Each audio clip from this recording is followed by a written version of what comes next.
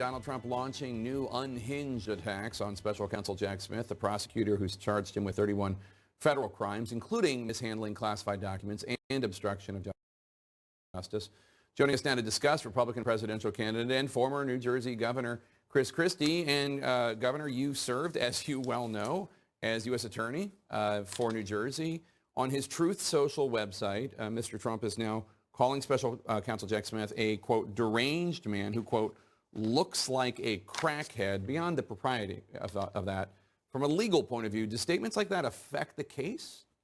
No, I mean, not really. I think, the only argument you could make is that it potentially affects a jury pool who's in South Florida reading this stuff and thinking, what the hell is he talking about? I did a lot of drug cases when I was U.S. Attorney in New Jersey. I can guarantee people that there isn't one particular type of crackhead. There's not anyone who looks like a crackhead necessarily.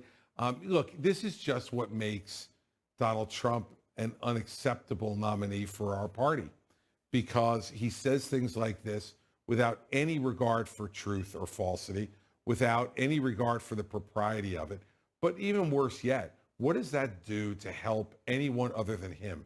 My argument all along has been this race in 2024 for Donald Trump is all about Donald Trump. It's not about the American people. It doesn't give a damn about the American people. Sources say both Trump and his indicted aide, Walt Nauta, who appeared in court today, are convinced they should take their cases to trial. Their hope is for an acquittal because there will be a jury pool from South Florida. Florida is a state that Trump won. All you need is one juror. What do you make of that strategy? Look, it's a real roll of the dice, because what happens then when you know you're guilty, and my suspicion is that Donald Trump knows he's guilty, you go and you take a case to trial, there will then be a presumption of jail time. And basically the way most U.S. attorneys' offices handle that is, if you plead, we can work with you in terms of whether you have to go to jail or not on some of the charges that he's talking about here. If you make the case go to trial, if you force us to go and put the witnesses on the stand and the judge to take the time and the jury to take the time, and you're prosecuted and convicted, then it's almost certain that you would face jail. And so it's a huge roll of the dice for both of these guys to do that. And I think that's a lot of bluster right now. I think as this case gets closer, they may think differently. And on the jury, I think it's horrible to say that about a jury anywhere. Look, I was in New Jersey, one of the bluest states in America, right? Yeah.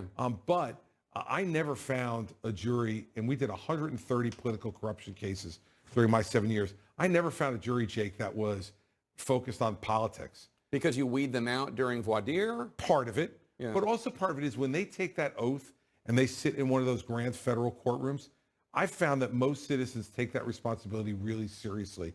And even if they have certain points of view or prejudices, we all do, they really take it seriously when the judge says you have to put that aside and judge this only based on the facts that are presented here in this courtroom. And I found that jurors that I ran into for 7 years as U.S. attorney, I never saw one of them make what I thought was a political judgment. So they may be overestimating that as well. So one of the questions that I've had throughout this classified documents case is why? Why did he do this? And I've asked a lot of people who know Donald Trump well why they think it is. You obviously know Donald Trump well. Here are a couple theories I asked of former Secretary of Defense under Trump, Mark Esper. I want to get your reaction after this.